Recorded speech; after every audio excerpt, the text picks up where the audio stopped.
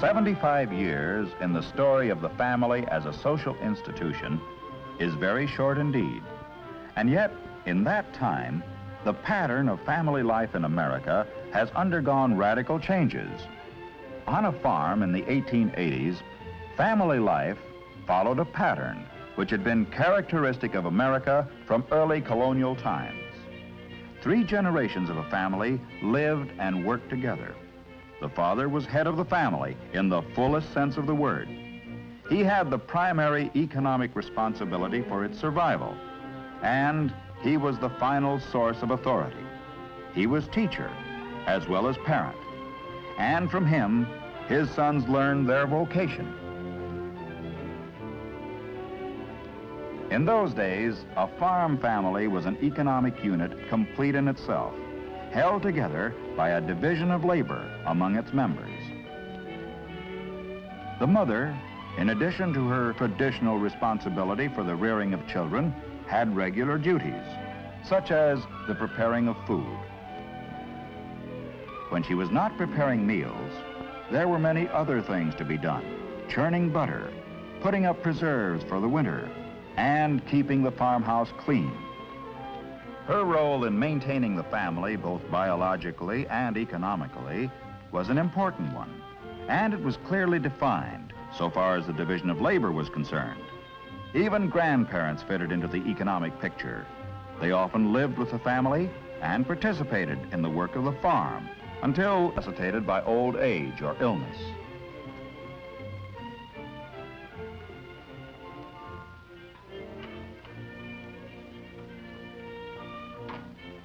Rosemary, is Emmy up there with you?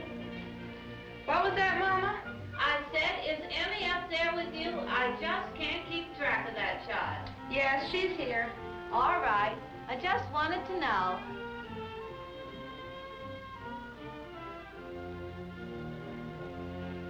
Stop that this minute, Emma Jane. What are you trying to do? Ruin Mom's new dress?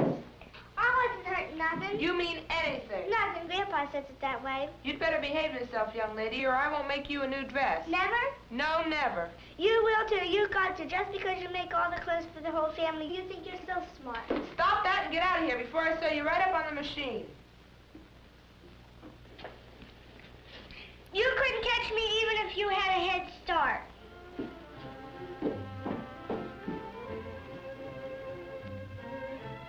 Emma is too young to have as definite a role in the division of labor as her sister Rosemary, but her older brother Franklin has already had his duties assigned.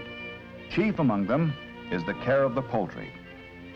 After harvest is over, all the children will go back to school at the little red schoolhouse 4 miles away, and Emma will have studies to keep her busy.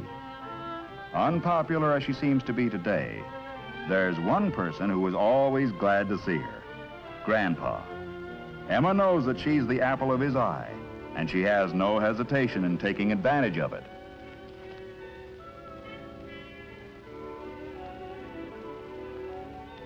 Grandpa is almost 70, but he is still of real help on the farm, particularly in the care of the livestock.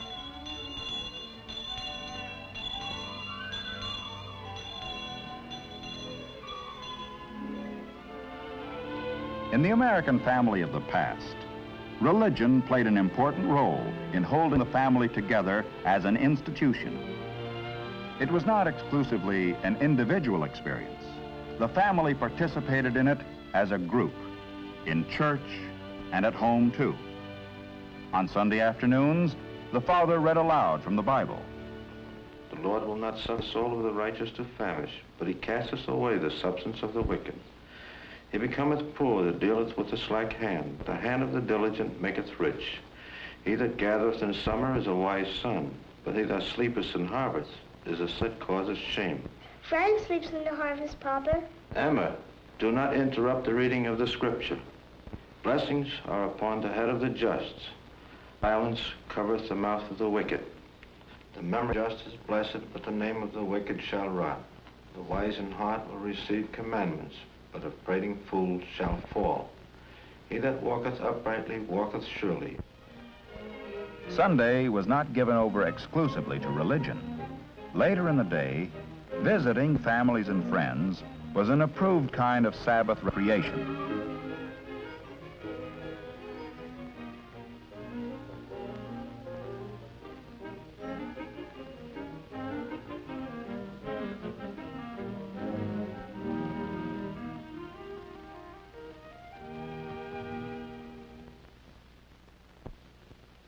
On evenings during the week, the kitchen usually served as a living room, especially during the winter, because the stove was there. Although games were prohibited on Sunday, during the week, they were a favorite kind of recreation, with all three generations taking part. The children's school year was a short one, because all the children were useful on the farm. Consequently, parents often assumed the role of teacher, too.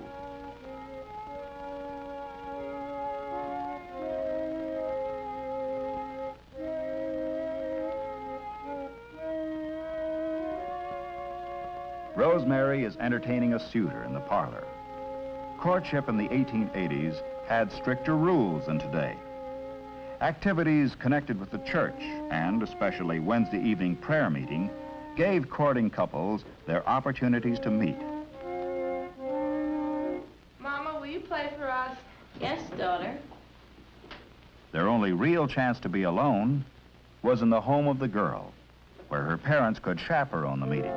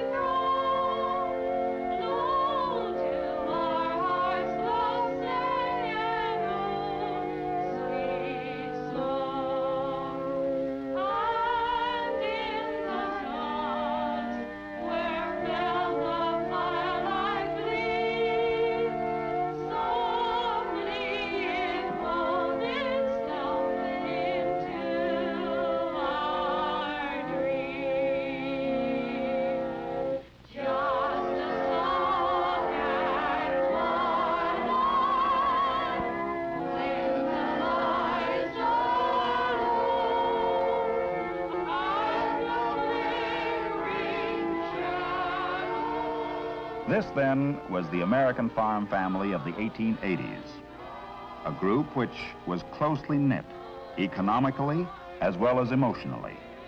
It was a secure group, too, held together by strong religious belief and mutuality of work and of recreation. But the social forces that resulted from the Industrial Revolution were already at work, and this pattern of family life was to be changed dramatically and radically. The birth of a new century was not far off, and with it, a new way of life for the American family.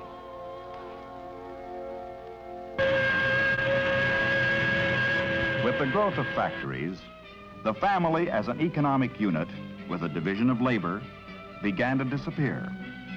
Factories hired individuals, not families.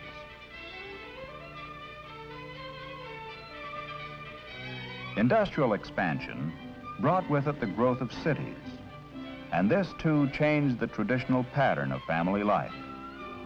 Increasingly, families lived in apartments, not houses. This urban way of life brought with it greater individualism, more opportunities for self-expression, but at the expense of the family and home ties. But the greatest force of change in the traditional pattern of American family life was the changed status of woman herself. The feminist movement, which began in 1848, was originally directed against masculine domination. For many years, suffragettes campaigned to get the vote for women. But it was not until 1920 that women in all states of the Union could vote. But the factor of greatest change was the increasing employment of women outside the home, in factories, in commercial services, and in the professions. Industry offered her employment, at the same time providing her with merchandise and services that undermined her traditional tasks. Today, Most women work, not in protest against masculine domination, but out of economic necessity. New inventions in communication and ways of travel had an important impact on the traditional family pattern. In 1880, families had rarely traveled long distances, but with the spread of rail facilities, they began to travel more. The arrival of the automobile early in the century made it possible for families to move about even more easily, and history itself accelerated the trend.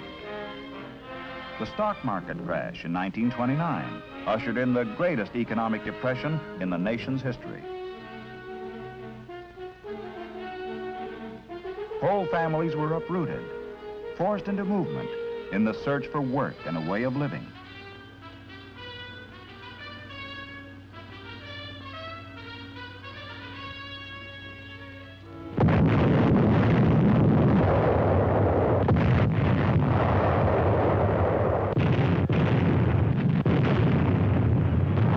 World War II weakened the stability of the family even further.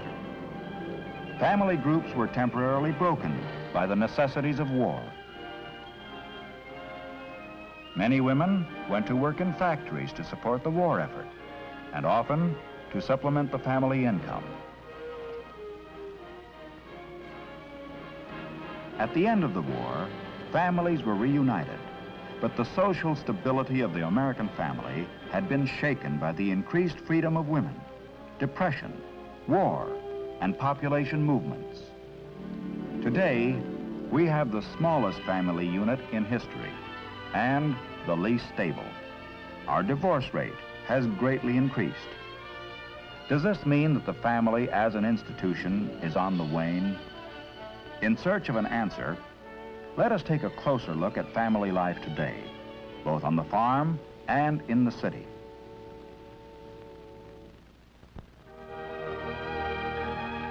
Despite wars and depressions, a Harrington family still owns this farm. But many changes have taken place. For example, plowing is done by machine. Although the farmhouse has not changed much on the outside, inside it's a different place. The Mrs. Harrington of today no longer has to spend all her time in the kitchen. Modern conveniences have given her more leisure. Even the Grandma Harrington of today does not have to work as she once did. Although there are still things for today's Grandpa Harrington to do, he is not nearly so important to the farm economy as he once was.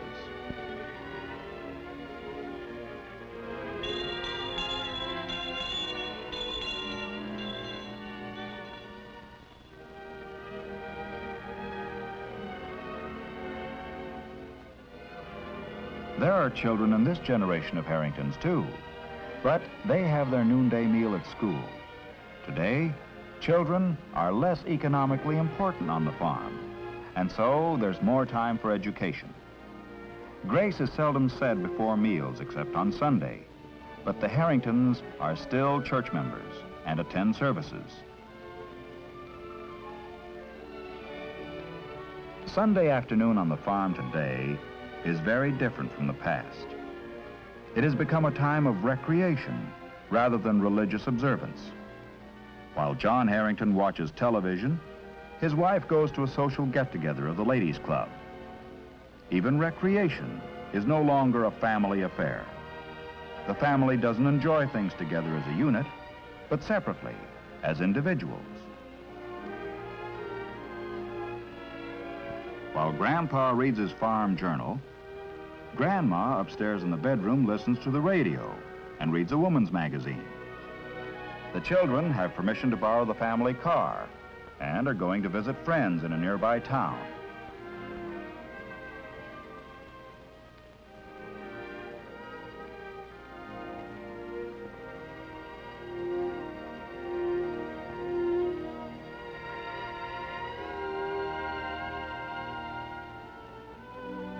What about a grandfather who lives in an urban setting? Joseph Wingfield is a widower. He's retired. and he lives alone in his own house. He's reasonably happy. But today's world is a young world in which 60 is old, and Mr. Wingfield has a feeling of uselessness. His job is over. His children are grown. Anna, his daughter, is married and lives in her own home in the same town. The Norton family is typical of the modern urban family in America, babysitter and all. The small size of the average American family has given women more time for work and for leisure. This has resulted in wider individual expression and activity outside the home.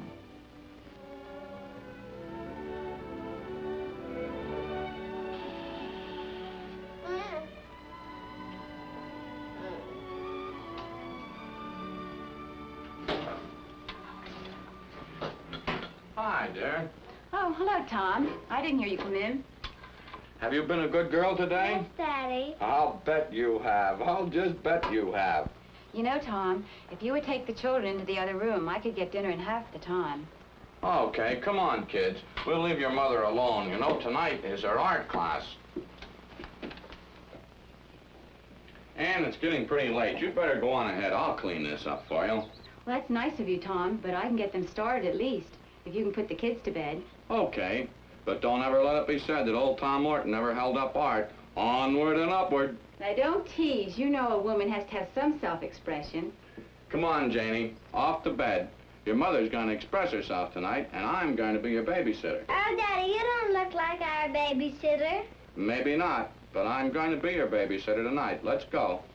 Be a good girl and go right to bed. Mommy will be in to kiss you goodnight. In the modern family, the division of labor is much less marked than it once was. Mr. Norton assumes some of the responsibilities once regarded as exclusively feminine.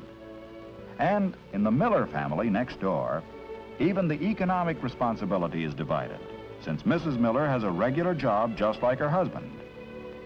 The women leave to attend their art class, while the men stay home and have a bridge game. One of the guests, Fred Small, is going to be married.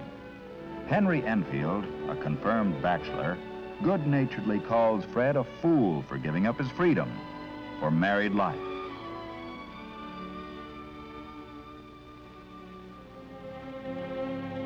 But later that night, when Henry gets home to his lonely apartment, he wonders. The life of freedom was fine when Henry was 20 or even 30, but he's 45 now, and he feels pretty alone. A sense of frustration in middle age is a common experience for all people, and companionship is especially needed then. The loneliness and insecurity of cities, and the depersonalized life that urban people like Henry Enfield lead, have made the intimacy of marriage more desirable.